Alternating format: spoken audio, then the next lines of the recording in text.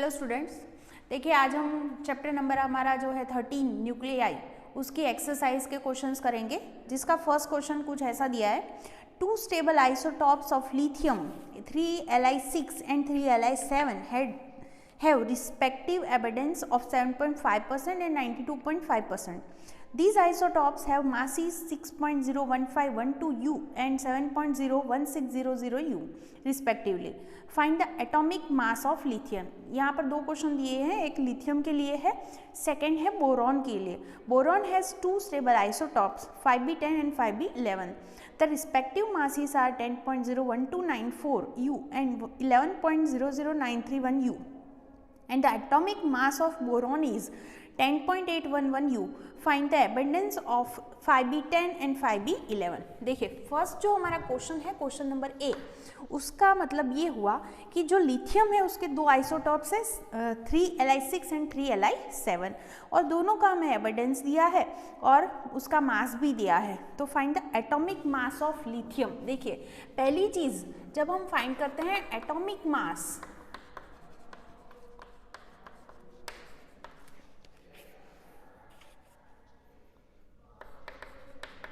इसका मतलब ये हुआ कि इसका एटॉमिक मास कितना होगा, तो जो उसके आइसोटॉप्स है उसका जो एवरेज मास निकलेगा उतना मास जो होगा वो इसका मिलेगा. मतलब इक्वल टू हम लिख सकते हैं average mass of its isotopes. और हम एवरेज मास कैसे निकालेंगे, तो आप जानते हो mass of lithium equal to average mass of isotopes. तो इसके दो आइसोटॉप्स है, मास ऑफ हमें क्या लेना पड़ेगा 3Li6 इंटू उसका जो एविडेंस है वो कितने परसेंट दिया है हमें 7.5% प्लस मास ऑफ क्या लेना पड़ेगा 3Li7 और उसका एविडेंस हमें दिया है that is 92.5% divided by total percentage, मतलब 7.5 प्लस 92.5 मीन्स 100. तो ये दो वैल्यू हमें दे रखी है इक्वल टू, देखिए mass of 3Li6 is given as 6.01512 multiply by 7.5 करेंगे एंड सेकेंड टर्म है उसमें mass of 3Li7 is given 7.01600 into 92.5 divided by क्या करना पड़ेगा 100. अब देखो ये सिंपल कैलकुलेशन ही है, कैलकुलेटर से आप कर सकते हो. तो अभी मैंने जो कैलकुलेशन करके रखी है उसमें से मैं डायरेक्ट आंसर लिख रही हूँ क्योंकि उतना टाइम हमें वेस्ट करने की ज़रूरत नहीं है. 45.1134 प्लस 648.98 इतना इसका होगा टोटल. तो total answer will be 694.0934 divided by 100. मतलब ये हमारा आंसर हम अप्रोक्सीमेटली लिख सकते हैं 6.941 U. तो ये जो है हमें जो लिथियम है उसका एटॉमिक मास ऐसे मिल गया. तो एग्जाम में अगर आपको ये क्वेश्चन पूछा गया है तो उसको आप ऐसे लिख सकते हैं. तो फर्स्ट क्वेश्चन आपको ऐसे लिखना है. अब सेकंड जो पार्ट है वो यहाँ पर मैं मिटा के ही लिख रही हूँ कि वो बोरॉन के लिए दिया है, लेकिन उसमें कुछ उल्टा दिया है. उल्टा मतलब ये चीज़ है कि वहाँ पर हमें मास ऑफ बोरॉन दिया है, राइट, और ये दोनों एविडेंस कितने उसके आइसोटॉप्स के वो हमें फाइंड करना है. ऐसा उल्टा क्वेश्चन हमें दिया है. तो यहाँ पर हमें पता नहीं है एविडेंस कितना है, तो हम सपोज उसके जो आइसोटॉप्स है उनका एविडेंस कुछ सोच सकते हैं. सपोज अभी मैं बोरॉन के लिए लिख रही हूँ तो ये मिटा के यहीं पर थोड़ा कैलकुलेशन हम लिख सकते हैं. देखिए कि let the abundance of 5b10 equal to x%. अगर वो x% है तो 5b11 का कितना होगा 100 minus x%. Then atomic mass of boron equal to आप लिख सकते हो वही same average mass of its isotopes. Then यहाँ पर हम लिख सकते हैं mass of boron equal to average mass of, मतलब मास ऑफ क्या लेना पड़ेगा 5b10 इंटू उसके परसेंटेज हमने x लिए हैं प्लस मास ऑफ क्या लेंगे हम 5b11 और उसके परसेंटेज कितने हो गए 100 minus x divided by total percentage मतलब 100. तो यहाँ पर मास ऑफ बोरॉन आपको दिया है 10.811 आई थिंक, तो वो हम लेंगे 10.811.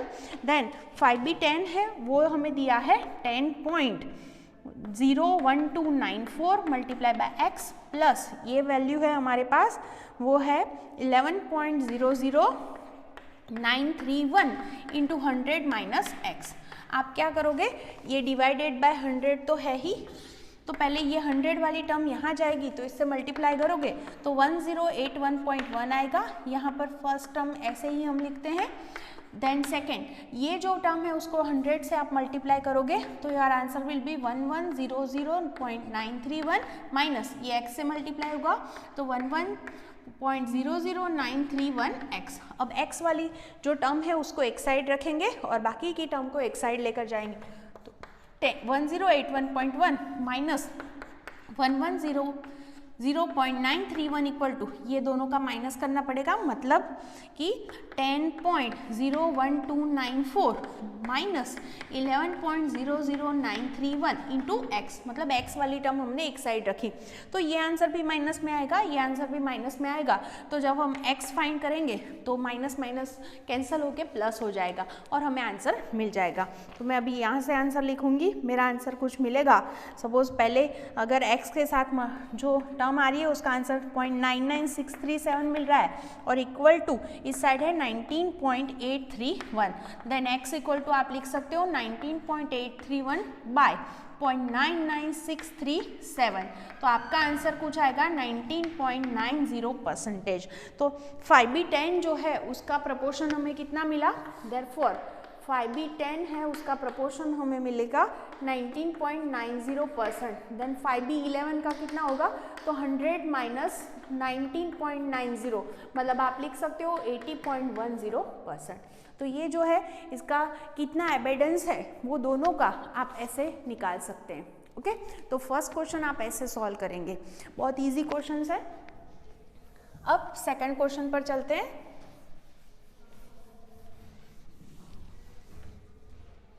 देखिए क्या है सेकंड क्वेश्चन, उसमें दिया है हमें the 3 stable isotopes of neon, neon के आइसोटॉप्स दिए हैं, neon 20, 21 and 22 have respective evidence of 90.51, 0.27, 9.22%।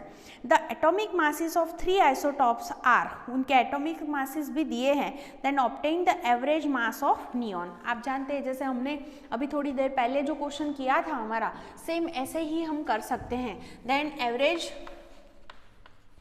Mass of neon, मतलब आपको क्या करना पड़ेगा, जो मास ऑफ उसका जो आइसोटॉप है नियॉन कौन सा 20 इंटू उसके परसेंटेज, परसेंटेज उसके कितने हैं 90.51% प्लस मास ऑफ क्या लेंगे हम नियॉन 21 और उसके जो परसेंटेज है they are 0.27 plus third term क्या आएगी मास ऑफ नियॉन 22 और उसके परसेंटेज हमें दिए हैं 9.22 डिवाइडेड बाय हम क्या करेंगे 100।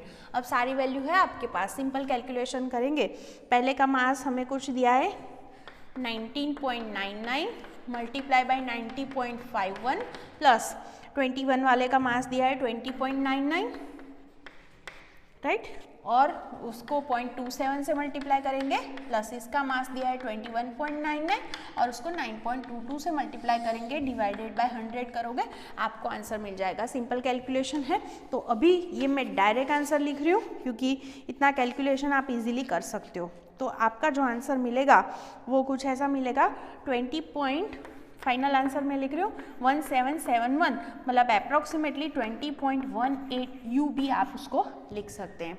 तो ऐसे आपको कैलकुलेशन लिखनी है, क्योंकि इतनी कैलकुलेशन इतना यहाँ पर मैं दिखाने नहीं जा रही क्योंकि आप ये इजीली कर सकते हो इसलिए। चलो अब उसके बाद वाला क्वेश्चन नंबर 3। क्वेश्चन 3 में क्या करना है देखो, obtain the binding energy in MEV of a nitrogen nucleus 7 and 14 जिसका मास भी हमें दिया है। देखिए बाइंडिंग एनर्जी जो है हमने उसकी फॉर्मूला पढ़ी है E = Δmc², मतलब मास डिफेक्ट निकालना पड़ेगा इंटू c², राइट। तो यहाँ पर आपके पास 7 and 14 है, तो इन 7 and 14 अगर हम बात करें कि प्रोटॉन्स कितने हैं, number of protons are 7 and neutron मतलब 14 - 7 कितने होंगे 7। देन अगर हमें मास डिफेक्ट चाहिए तो मास डिफेक्ट मतलब हमारे पास ऐसी फॉर्मूला होगी Δm = जितने प्रोटॉन्स है और न्यूट्रॉन है उनका अलग अलग मास लेके उनका टोटल लेना पड़ेगा, माइनस जो पूरा न्यूक्लियस है उसका मास हमें लेना पड़ेगा, मतलब मास ऑफ 7 and 14। तो यहाँ पर हमारे पास Z है 7 और मास ऑफ प्रोटॉन, हमारी टेक्स्ट बुक में आप देखना कि जो इनिशियली मास ऑफ प्रोटॉन और ये सारी वैल्यूज़ आपको दे रखी है, मास ऑफ प्रोटॉन जो है वो है 1.007825। मैं चाहूँगी कि ये चीज़ आप याद रख ले तो अच्छा है, क्योंकि अगर एग्जाम में नहीं दिया है तो मास ऑफ प्रोटॉन और मास ऑफ न्यूट्रॉन आपको पता होना चाहिए, 1.008665, राइट, माइनस जो मास है वो हमें दिया है नाइट्रोजन का 14.00307। तो आप देख सकते हैं इसको पहले 7 से मल्टीप्लाई करेंगे, इसको भी 7 से मल्टीप्लाई करेंगे, फिर टोटल निकालेंगे, उसमें से ये चीज़ माइनस करेंगे, तो आपका जो आंसर होगा वो कौन से यूनिट में मिलेगा, एटॉमिक मास यूनिट में। तो हमारा जो आंसर मिलेगा वो होगा, मैं अभी ये पूरा लिख रही हूँ, फर्स्ट मेरी टर्म जो आ रही है 14.11543 आ रही है, आप अपने हिसाब से कैलकुलेशन चेक कर लेना फिर भी, तो आपका आंसर मिलेगा 0.112364 U। चलो अब जो है आपके पास क्या चाहिए थी, binding energy, then binding energy is equal to delta mc²। अब आप जानते हैं कि डेल्टा m अगर किलोग्राम में होता तो उसको आप c² से मल्टीप्लाई करते, मतलब द स्पीड ऑफ लाइट, मतलब 3 × 10⁸ से, तो आपको एनर्जी जूल में मिलेगी, लेकिन हमें आंसर किस यूनिट में चाहिए, मेगा इलेक्ट्रॉन वोल्ट में। तो हमें पता है, हमने पहले भी फाइंड किया है कि 1 U के इक्विवेलेंट एनर्जी होती है 931.5 मेगा इलेक्ट्रॉन वोल्ट। तो आप डायरेक्टली यूनिटरी मेथड से लिख सकते हैं कि फॉर 1 U अगर equivalent energy 931.5 mega electron volt है तो 0.11236 U मास के लिए कितनी एनर्जी होगी, तो उसको सिर्फ उससे मल्टीप्लाई करना पड़ेगा, मतलब 0.11236 को आप 931.5 MeV से मल्टीप्लाई करेंगे तो आपका आंसर जो होगा वो डायरेक्टली MeV में मिल जाएगा, क्योंकि ये U में है, ये MeV पर U में होगा, मतलब आपका आंसर होगा 104 अप्रोक्सीमेटली मैं बोल रही हूँ 104.7 मेगा इलेक्ट्रॉन वोल्ट। ओके, तो ये आपको इजीली ऐसे आंसर मिल जाएगा। तो बहुत इजी क्वेश्चन है, सिर्फ आपको मास डिफेक्ट चाहिए, देन उसको c² मतलब डेल्टा mc² कर दोगे तो आपको आंसर मिल जाएगा। नेक्स्ट क्वेश्चन भी कुछ ऐसा ही लग रहा है मुझे, क्वेश्चन नंबर 4 देखिए, obtain the binding energy of the nuclei Fe and bismuth in units MeV। देखिए यहाँ पर आपको Fe के लिए और बिस्मथ के लिए चाहिए, तो आप पहले चीज़ ये कर सकते हो कि Fe क्या दिया है आपको 2656, तो यहाँ पर Z इक्वल टू होगा 26 and N equal to 56 minus 26 करोगे तो 30 होगा। तो अब हम अगर डायरेक्ट लिखें तो mass defect equal to formula होगी हमारी ZMP plus NMN minus M मतलब मास ऑफ Fe। तो Z है हमारे पास 26, मास ऑफ प्रोटॉन है 1.007825 plus neutron, number of neutron are 30 and mass 1.008665, ये हो गया, minus mass of Fe। Mass of Fe जो है वो हमें दिया है 55.934939। तो ये जो आंसर मिलेगा आपको मास डिफेक्ट डेल्टा M मिल जाएगी, तो आपका जो आंसर होगा वो होगा 0.528461 U। तो ये जो है वो डेल्टा M मिल गया, then binding energy equal to फिर से लिख सकते हैं डेल्टा mc² मतलब 0.528461 इंटू 931.5, आंसर आपका MeV में होगा और your answer will be approximately 492.26 MeV। तो ये आपको बाइंडिंग एनर्जी मिल जाएगी। अगर आपको बाइंडिंग एनर्जी पर न्यूक्लियॉन चाहिए तो कंपैरिजन के लिए, तो बाइंडिंग एनर्जी को टोटल नंबर ऑफ न्यूक्लियॉन से हम डिवाइड करते हैं, मतलब 492.26 है, उसको आप मतलब 56 से डिवाइड करोगे तो आपको कुछ आंसर मिलेगा 8.79 MeV पर न्यूक्लियॉन। इसका मतलब ये हुआ कि यहाँ पर जो बाइंडिंग एनर्जी पर न्यूक्लियन मतलब कि Fe में से एक प्रोटॉन या न्यूट्रॉन बाहर निकालना है तो उसके लिए रिक्वायर्ड एनर्जी होगी 8.79 MeV पर न्यूक्लियन। और अब जब हमने थियोरी पढ़ी थी तब ये चीज़ भी देखी थी कि ये वैल्यू जो है Fe के लिए मैक्सिमम वैल्यू है, राइट, बाकी और सारे न्यूक्लियस की कंपेयर में। तो ये Fe के लिए हो गया। सेम वे हम बिस्मथ के लिए भी कैलकुलेशन कर सकते हैं। बिस्मथ 83,209 दिया है तो उसके लिए Z इक्वल टू होगा 83 और नंबर ऑफ न्यूट्रॉन होंगे 106, राइट। तो यहाँ पर जो है 126 होंगे, सॉरी, यस 126 होंगे। अब डेल्टा एम मिलेगा हमें कैसे, ZMP plus NMN minus M मतलब मास ऑफ बिस्मथ। तो यहाँ पर Z इक्वल टू है 83 इंटू 1.007825 प्लस न्यूट्रॉन मतलब 30, ये हो गया 1.008665 माइनस जो बिस्मथ है उसका मास हमें दिया है 208.98038, ये बुक में डायरेक्ट हमें वैल्यूज दे रखी है वही लेनी है। तो डेल्टा एम आपको अबाउट मिलेगा 1.760,877 U, ओके। तो यहाँ पर ये डेल्टा एम मिल गया। नाउ बाइंडिंग एनर्जी के लिए क्या करोगे आप, डेल्टा MC स्क्वायर मतलब 1.760877 है उसको 931.5 MeV से मल्टीप्लाई करोगे तो आपको बाइंडिंग एनर्जी MeV में मिल जाएगी और उससे आप बाइंडिंग एनर्जी पर न्यूक्लियन भी फाइंड कर सकते हो। अप्रोक्सीमेटली आंसर मिलेगा 1640.3 MeV। देन बाइंडिंग एनर्जी पर न्यूक्लियन चाहिए तो बाइंडिंग एनर्जी को नंबर ऑफ न्यूक्लियन से डिवाइड करना पड़ेगा, मतलब 1640.3 डिवाइडेड बाय क्या होगा 209, तो आपका आंसर मिलेगा 7.85 MeV पर न्यूक्लियन। तो आप देख सकते हैं यहाँ पर कि ये जो वैल्यू हमें मिल रही है बाइंडिंग एनर्जी पर न्यूक्लियन की, ये वैल्यू कैसी है, तो ये दोनों की कंपेयर करो तो बिस्मथ जो है जिसका एटॉमिक मास ज़्यादा है लेकिन फिर भी उसके लिए बाइंडिंग एनर्जी पर न्यूक्लियन की वैल्यू कंपेयर है कम, अगर कंपैरेटिवली बात करें कम है किसकी कंपेयर में, तो जो Fe है उसकी कंपेयर में। तो इसको आप ऐसे लिख सकते हैं, मैं थोड़ा सा घुमा देती हूँ, ओके फाइन। तो यहाँ से आप ये आंसर ऐसे लिख सकते हैं। चलो अब नेक्स्ट क्वेश्चन पर चलते हैं। अगर आपको सिंपल मास डिफेक्ट की फॉर्मूला आती है तो इजीली आप बाइंडिंग एनर्जी फाइंड कर सकते हैं। चलो नेक्स्ट क्वेश्चन क्या है हमारा, yes, question 5. A given coin has mass 3 gram. Calculate the nuclear energy that would be required to separate all the neutrons and protons from each other.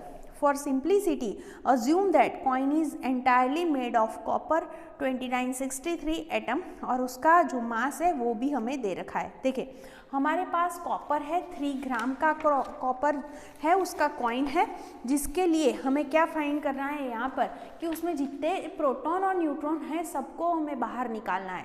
तो पहले तो अगर हम कॉपर के लिए उसकी बाइंडिंग एनर्जी फाइंड करें तो फॉर कॉपर क्या है 2963, तो Z इक्वल टू जानते हो आप 29 होगा और एन फाइंड करोगे तो 63 माइनस 29 मतलब हो गया 34। नाउ बाइंडिंग एनर्जी मतलब delta MC square, delta M मतलब ZMP plus NMN minus M मतलब किसका मास लेना है हमें, तो mass of copper, right, into क्या करना पड़ेगा C स्क्वायर। तो क्या होगा Z मतलब है 29, ये है 1.007825 प्लस ये है 34 neutron 1.008665 minus mass of copper हमें दिया है क्वेश्चन में ये 62.9260, राइट, इनटू C स्क्वायर करोगे मतलब क्या करना पड़ेगा 931.5 से मल्टीप्लाई करोगे तो MeV में आंसर मिलेगा। मैं आंसर देख के लिखूंगी, मेरा आंसर मिल रहा है 551.3874525 मतलब अप्रोक्सीमेटली 551.3874 MeV। अब मैं आपको ये चीज़ बता रही हूँ कि ये जो बाइंडिंग एनर्जी की जो वैल्यू है इसका मतलब ये हुआ ये कॉपर का एक न्यूक्लियस है, एक ही न्यूक्लियस, उसमें जितने भी प्रोटॉन और न्यूट्रॉन है, मतलब 63 होंगे number of proton and neutron, तो उनको बाहर निकालने के लिए रिक्वायर्ड एनर्जी हुई है। ओके, सिर्फ एक ही न्यूक्लियस से। अब हमें यहाँ पर कितने ग्राम का कॉइन दिया है? 3 ग्राम का। तो हमारे पास एवोगैड्रो की मेथड है कि इन 63 gram copper number of nuclei will be Na। 10 इन 3 ग्राम कितने न्यूक्लियस होंगे? तो n इक्वल टू 3Na/63 हो गया, तो ये n मिल गया। अब हमारे पास ये वैल्यू है कि हम जानते हैं कि जो बाइंडिंग एनर्जी है, इसका मतलब हुआ एक न्यूक्लियस को तोड़ने के लिए रिक्वायर्ड एनर्जी। तो अगर हमारे पास टोटल एनर्जी चाहिए पूरा हमारा जो कॉपर का 3 ग्राम का जो कॉइन है उसको तोड़ने के लिए, तो एनर्जी विल बी, हम क्या कर सकते हैं, n टाइम EB। इसका मतलब ये हुआ कि एक को तोड़ने के लिए इतनी एनर्जी चाहिए, तो इसमें टोटल n न्यूक्लियस है, तो उसको तोड़ने के लिए कितनी एनर्जी रिक्वायर्ड होगी? तो उसको n से मल्टीप्लाई करना पड़ेगा, मतलब 3Na, Na मतलब 6.02 इंटू 10⁻23/63 है, ये n की वैल्यू हो गई। और बाइंडिंग एनर्जी जो है वो है 551.3874 MeV। तो आपको आंसर जो होगा वो MeV में मिलेगा।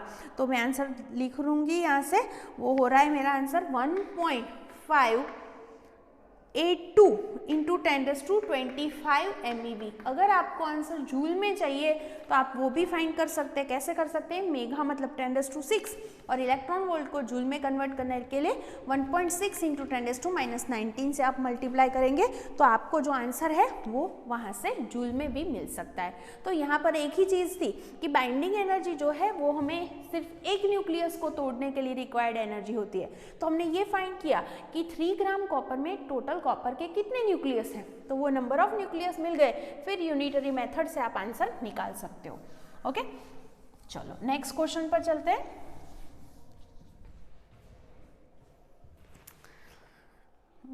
Yes, question 6, right the nuclear reaction equations. देखिए फर्स्ट है हमारे पास अल्फा डीके, क्या है हमारे पास? रेडियम है 88,226, इसमें से अल्फा का एमिशन हो रहा है। अल्फा का एमिशन मतलब 2He4, तो नया न्यूक्लियस जो बनेगा, यहाँ पर 88 है तो यहाँ 86 होना चाहिए, 86 + 2 विल बी 88 एंड यहाँ पर क्या होगा 222 + 4, तो ये कौन सा न्यूक्लियस बनेगा? Rn। सेकेंड है प्लूटोनियम है, उसमें से भी अल्फा एमिशन बोला है आपको। तो देखिए आप यहाँ से 2He4 निकलेगा तो 94 - 2 मतलब 92, ये हो गया, और ये होगा 238, तो ये क्या बन गया आपका? यूरेनियम।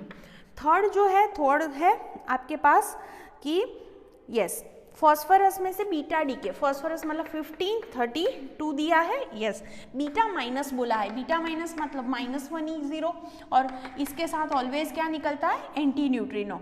तो यहाँ पर क्या बनेगा? 16 और ये तो 32 रहेगा, 32 + 0 32 एंड 16 - 1 मीन्स 15, तो ये क्या बन गया आपके पास? सल्फर। चलो नेक्स्ट क्या दिया है आपको? बिस्मथ, उसमें से भी बीटा डीके पूछा है। देखो बिस्मथ जो है क्या दिया है? 832110, यस। तो उसमें से क्या होगा? बीटा डीके मतलब -1E0 और एंटी न्यूट्रिनो निकलेगा, तो नया जो बनेगा यहाँ पर आएगा 84, राइट, और ये होगा 210, तो ये होगा पोलोनियम। फिफ्थ जो रिएक्शन दिया है उसमें क्या पूछा है आपको? बीटा प्लस डीके बोला है, यस कार्बन से 6C11, उसमें से beta plus decay, beta plus मतलब 1E0 या फिर E प्लस लिख सकते हो। बीटा प्लस के साथ ऑलवेज क्या होता है? न्यूट्रिनो। तो यहाँ पर 5 आएगा, 5B11 मतलब बोरोन हो गया, 5 + 1 6 हो गया। सिक्स्थ इक्वेशन में क्या करना है आपको? क्या है?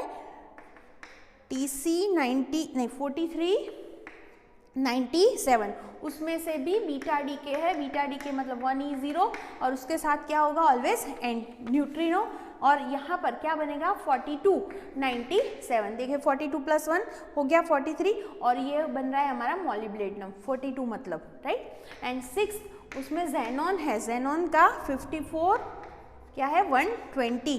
तो उसमें बोला है हमें इलेक्ट्रॉन कैप्चर मतलब ये इलेक्ट्रॉन ले रहा है, मतलब यहाँ पर -1 E0 हुआ तो 54 -1 तो यहाँ पर होगा 53 और ये तो 120 ही रहेगा और साथ में न्यूट्रिनो का एमिशन होगा। तो ये जो है हमारे पास ऐसे इक्वेशन बन सकते हैं। ऐसा क्वेश्चन आपको MCQ में भी पूछ सकते हैं, इसमें से कोई भी रिएक्शन आप उसमें लिख सकते हैं। चलो नेक्स्ट क्वेश्चन पर चलते हैं, क्वेश्चन नंबर 7। देखिए क्वेश्चन 7 जो है तो उसमें क्या पूछा है आपको, a radioactive isotope has a half life of T years, how long we till it take the reactivity to reduce 3.125% and second is 1% of its original value। देखिए यहाँ पर जो है वो T1/2 is given as T years। Okay, first आपको ऐसा पूछा गया है कि जो n/n0 है वो आपको कितना चाहिए 3.125%। अब मैं यहाँ पर आपको एक चीज़ समझा रही हूँ, देखिए फिर से मैं एक बार क्वेश्चन को देख रही हूँ। Yes, how long will it take the activity to reduce, activity मतलब R/R0 या फिर उसको n/n0 भी बोल सकते हैं, दोनों one and the same thing because R = λn and R0 = λn0, इसीलिए आप उसके रेशियो को सेम वे में लिख सकते हैं। ओके, अब ये क्वेश्चन आप दो तरीके से कर सकते हैं। दूसरी जो मेथड है वो मैं सेकंड क्वेश्चन में ले रही हूँ, वो सेम मेथड आप यहाँ भी अप्लाई कर सकते हैं, लेकिन यहाँ पर इजी मेथड ये रहेगी कि हमने जब हाफ लाइफ पढ़ा था तब ये चीज़ पढ़ी हुई है कि when T = n/T1/2 then n/n0 = 1/2n, ये वाला रिलेशन है। मतलब कि जब total time n time T1/2 होगा तब n/n0 ये रेशियो 1/2n होता है। अगर मुझे स्मॉल n की वैल्यू मिल गई वो मैं यहाँ पर रख सकती हूँ तो मुझे टोटल टाइम मिल सकता है डायरेक्टली। तो इसके लिए हम ये चीज़ कर सकते हैं कि हमारे पास n/n0 = दिया है 3.125%, मतलब 3.125/100 बोल सकते हो। तो ये क्या होगा, इसकी वैल्यू आप 100 को 3.125 से डिवाइड करोगे तो आपका आंसर होगा 32। 100 डिवाइडेड बाय 3.125 करना है। क्यों मैंने उल्टा लिखा, उसका रीज़न है कि 1/32 मतलब 1/2⁵ आप उसको लिख सकते हो, 2⁵, उसका आंसर होता है 32, इसीलिए। तो इसको अगर हम 1/2n के साथ कंपेयर करेंगे इसके साथ तो देन n विल बी 5। तो अगर हमें n मिल गया तो हमारे पास इक्वेशन था t = n/T1/2, देन n की वैल्यू 5 है, T1/2 की वैल्यू है t years। तो ये जो हमें टोटल टाइम है वो ऐसे डायरेक्टली मिल सकता है। तो आप ऐसे चेक करना, जब भी आपके पास अगर ऐसा क्वेश्चन है तो आप देखना कि आप ये डिवाइड करने के बाद आपको जो आंसर मिल रहा है वो 2 की पावर में अगर मिल रहा है इजीली तो आप इजीली ये क्वेश्चन सॉल्व कर सकते हैं। वरना सेकेंड मेथड जो हमें दी है जिसमें हमें दिया है R/R0 = 1%, तो ये मेथड भी आप ले सकते हो। उसके लिए आपके पास ऐसा इक्वेशन है R/R0 = e⁻ λt, then R/R0 = e⁻ λt। अब ये वैल्यू दी है आपको 1%, 1% मतलब 1/100। तो ये आप ये पावर अगर मैं नीचे लिखूंगी तो प्लस हो जाएगी, क्योंकि टाइम कभी भी नेगेटिव नहीं होता, इसलिए उसको पॉजिटिव बनाया है। तो यहाँ क्रॉस मल्टीप्लिकेशन आप कर सकते हो, तो e⁻ λt = 100, then λt = we can write ln 100। ln का मतलब होता है 2.303 × log 100। ln को आप log में ऐसे कन्वर्ट कर सकते हो। तो अगर मुझे t की वैल्यू चाहिए तो t = क्या होगा 2.303 log 100 मतलब 2, राइट, डिवाइडेड बाय क्या हो गया लेमड़ा का क्या है इक्वेशन 0.693/T1/2, और T1/2 की वैल्यू हमें t दी है तो आप यहाँ पर रख सकते हो। ये पूरा कैलकुलेशन करोगे आपका आंसर नियरर आएगा 6.65 T1/2 की जगह पर मैं t लिख रही हूँ ईयर्स। तो ये क्वेश्चन आप ऐसे भी सॉल्व कर सकते हैं। अगर हमें यही सेम चीज़ लेनी होती यहाँ पर तो हम R/R0 की जगह पर लिखते 3.125/100, और सेम वे हमें इसको कैलकुलेशन जैसे मैंने दिखाया यहाँ पर ऐसे ही आप उसको भी कैलकुलेट कर सकते थे। ओके, तो ये चीज़ आपको ऐसे सॉल्व आप कर सकते हैं। चलो अब नेक्स्ट क्वेश्चन पर चलते हैं।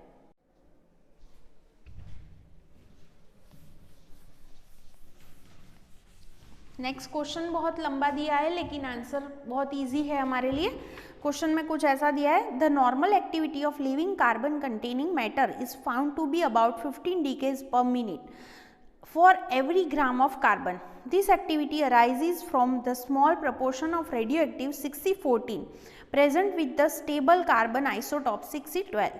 When the organism is dead, its interaction with the atmospheric gases and its activity begins to drop from the known half-life 5730 years of 6C14 and the measured activity, the age of specimen can be approximately estimated.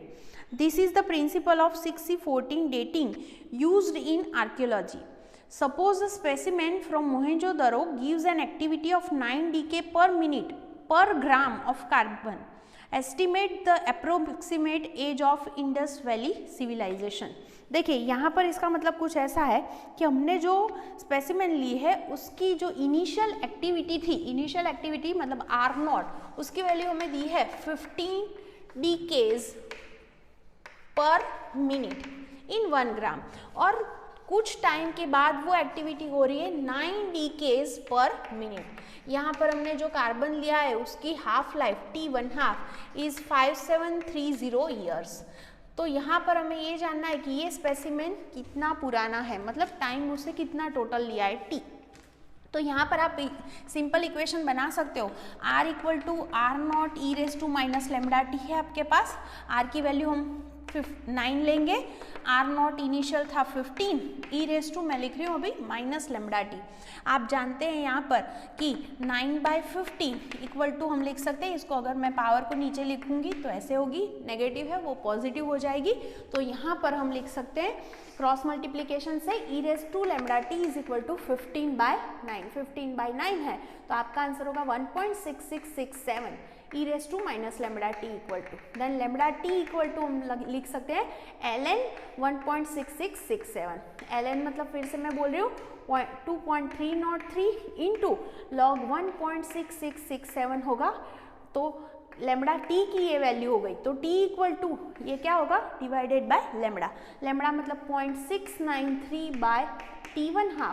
तो यहाँ पर और एक चीज़ है, आपने एक चीज़ note की होगी कि यहाँ पर T1/2 की वैल्यू ईयर्स में है और ये डीकेज पर मिनट में है, फिर भी मैंने उसको कन्वर्ट नहीं किया पर ईयर में या पर सेकंड में, कुछ भी कन्वर्ट नहीं किया। उसका रीज़न है कि R/R0 जब R0 वाली टर्म इस तरफ जाएगी तो रेशियो ही है वो, तो उसका यूनिट वैसे भी कैंसिल ही होने वाला है। तो मिनट को आप ईयर में कन्वर्ट करो या फिर ईयर को सेकेंड में, कुछ फर्क नहीं पड़ेगा। इसीलिए अब देखो ये क्या होगा 2.303, ये लॉग जो है उसकी वैल्यू पॉइंट समथिंग आएगी और 0.693 बाई T1/2 की वैल्यू है 5730, जो हम यहाँ पर रख सकते हैं और हमारा आंसर जो होगा वो ईयर्स में मिलेगा। क्यों ईयर्स में मिलेगा, क्योंकि आप यहाँ पर देख सकते हैं ये T1/2 जो था वो ईयर्स में था, इसलिए मैं आंसर देख के लिख रही हूँ।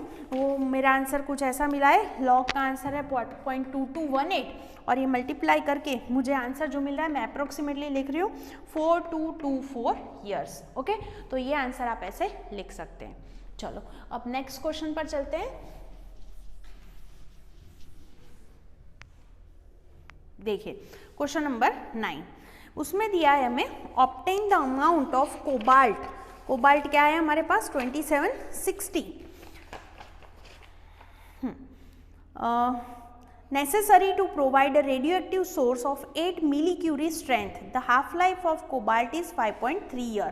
पहले देखिए जो एक्टिविटी है वो एक्टिविटी कितनी चाहिए R 8 मिलीक्यूरी, तो पहले इसको SI सिस्टम में हमें कन्वर्ट करना पड़ेगा यूनिट में। तो मिली मतलब 10⁻⁻³ क्यूरी है तो उसको बैक्वेरल या फिर बोल सकते हो डीके पर सेकेंड में मुझे कन्वर्ट करना है, तो 3.7 इंटू 10⁻10 से मल्टीप्लाई करना पड़ेगा। तो ये आंसर मुझे डीके पर सेकेंड में मिलेगा। ये आर की वैल्यू हो गई। देन T1/2 दिया है 5.3 ईयर, तो इसको भी मुझे सेकेंड में कन्वर्ट करना पड़ेगा। आप जानते हो उसको 3.16 इंटू 10⁻7 से मल्टीप्लाई करोगे तो T1/2 की वैल्यू आपको सेकेंड में मिल जाएगी। अब आपका क्वेश्चन कुछ ऐसा है कि इतनी स्ट्रेंथ के लिए आपको कितना जो कोबाल्ट है वो कोबाल्ट चाहिए होगा, राइट। तो इतनी स्ट्रेंथ आपको चाहिए। देखिए हम हमारा क्वेश्चन जो है वो ऐसे सॉल्व करेंगे।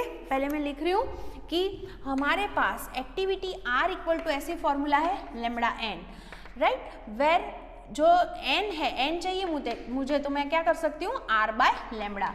लैम्बडा की वैल्यू होगी 0.693 बाय T1/2।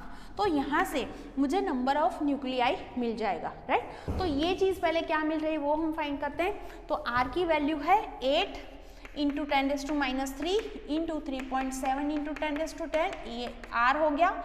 T1/2 है 5.3 इंटू 3.16 इंटू 10⁻7 डिवाइडेड बाय 0.693। तो नंबर ऑफ न्यूक्लियाई हमें कितने मिल रहे हैं, देखिए मेरा आंसर कुछ ऐसा आया है 7 ही मैं लिख रही हूँ 7.15 इंटू 10⁻16 एटम्स। अब देखिए आपको जो पूछा गया है कि आपको कितना अमाउंट चाहिए होगा, तो जो कोबाल्ट है, कोबाल्ट 60, इसका मतलब क्या हुआ कि अगर हम एवोगैड्रो की बात करें तो अगर मुझे Na एटम्स के लिए चाहिए तो for Na atoms required cobalt कितना होगा, रिक्वायर्ड कोबाल्ट इक्वल टू 60 ग्राम आप बोल सकते हो। तो हमें नंबर ऑफ एटम्स कितने चाहिए, इतनी एक्टिविटी के लिए नंबर ऑफ एटम्स n इतने होने चाहिए। तो अगर n एटम्स चाहिए तो रिक्वायर्ड कोबाल्ट का मास क्या होगा, देन m इक्वल टू आप लिख सकते हो n इंटू 60 बाय Na। तो यहाँ पर वैल्यू हम रख सकते हैं 60 इंटू n की वैल्यू मुझे मिली है 7.15 इंटू 10⁻16 डिवाइडेड बाय Na मतलब 6.02 इंटू 10⁻23। तो आपको आंसर जो इसका मास है वो मिल जाएगा, कौन से यूनिट में मिलेगा, ग्राम में मिलेगा, राइट। तो वो आपका आंसर कुछ इतना आएगा 711.2939 इंटू 10⁻8 ग्राम, और अप्रोक्सीमेटली लिख सकते हैं 7.12 इंटू 10⁻6 ग्राम। तो ये आंसर आपको ऐसे मिल सकता है। तो यहाँ पर हमने क्या किया कि एक्टिविटी इतनी ही चाहिए R जितनी, तो उसके लिए पहले हमने n फाइंड किया कि n कितने चाहिए। फिर हमारे पास एवोगैड्रो है का ये जो चीज़ है कि अगर Na एटम्स है तो इतना ग्राम कोबाल्ट चाहिए होगा Na एटम्स के लिए, तो इतने के लिए कितना चाहिए, यूनिटरी मेथड से फिर आप आंसर निकाल सकते हैं। चलो नेक्स्ट क्वेश्चन पर चलते हैं। क्वेश्चन कुछ हमारा ऐसा है, question number 10। Yes, the half life of SR 3890 is 28 years. What is the disintegration rate of 15 milligram of this isotope? देखिए हमें जो दिया है यहाँ पर 3890 स्टीरेडियम T1/2 इक्वल टू पहले चीज़ है 29 ईयर्स, तो यहाँ पर 28 इंटू कितना होगा 3.16 इंटू 10⁻7 करोगे तो आपको जो हाफ लाइफ है वो सेकंड में मिल जाएगी। सेकंड चीज़ हमें मास दिया है 15 मिलीग्राम। देखिए m इक्वल टू दिया है 15 मिलीग्राम, मतलब 15 इंटू 10⁻³ ग्राम हो गया, राइट। यहाँ पर आप एक चीज़ देख सकते हो कि हमें अगर डिसइंटीग्रेशन रेट चाहिए, मतलब dN/dt और we can write R equal to हमारे पास है फॉर्मूला लैम्बडा n। तो लैम्बडा कैसे मिलेगा हमें 0.693 बाई T1/2 से, राइट। तो T1/2 की वैल्यू है हमारे पास। अब हमें क्या चाहिए n, नंबर ऑफ एटम्स। तो कैसे मिलेगा, तो हमें यहाँ पर क्या दिया है स्टीरेडियम 90। तो इसका मतलब ये हुआ कि अगर 90 ग्राम SR होता तो इन 90 ग्राम SR नंबर ऑफ न्यूक्लियस या फिर एटम्स क्या कितने होते Na। देन इन 15 मिलीग्राम मतलब 15 इंटू 10⁻³ ग्राम कितने होंगे, तो n equal to 15 into 10⁻³ Na by 90 होगा। तो ये n की वैल्यू मिल गई, वो वैल्यू बस हमें यहाँ पर रखनी है। तो 0.693 बाय T1/2 है मेरे पास 28 इंटू 3.16 इंटू 10⁻7 इंटू n की वैल्यू है 15 इंटू 10⁻³ इंटू Na मतलब 6.02 इंटू 10⁻23 बाय 90। तो ये जो हमारा आंसर होगा वो हमें पहले डीके पर सेकेंड में मिलेगा, उसको हम क्यूरी में भी कन्वर्ट कर सकते हैं। कितना आंसर मिलेगा देखिए, मुझे मिला है 7.877 इंटू 10⁻10। इसको अगर मुझे क्यूरी में कन्वर्ट करना है तो मैं क्या करूँगी, उसको 3.7 इंटू 10⁻10 से मल्टीप्लाई करूँगी, तो मेरा आंसर जो होगा वो क्यूरी में मुझे मिल जाएगा, और ये आंसर आपको अबाउट मिलेगा 2.13 क्यूरी, राइट। तो आप इसको ऐसे कैलकुलेट कर सकते हो। देखिए यहाँ तक ही मैं आज करवा रही हूँ। आज के जितने भी क्वेश्चन हैं अच्छे से आप प्रैक्टिस करते रहना, बहुत ही ईजी सम है, तो प्रैक्टिस करोगे तो ईजिली आप इसको लिख सकोगे।